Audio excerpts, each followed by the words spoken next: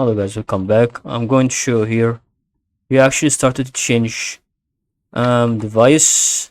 So really what you're gonna do after you change device is really about to select the frame that you would like to start to go. I will start to go back to the Figma, and then as you can see, we're about right now to go for the frame that you want and click on the desktop frame. Now once you do that, frame under dimensions, you can start to go for changing to it a new device.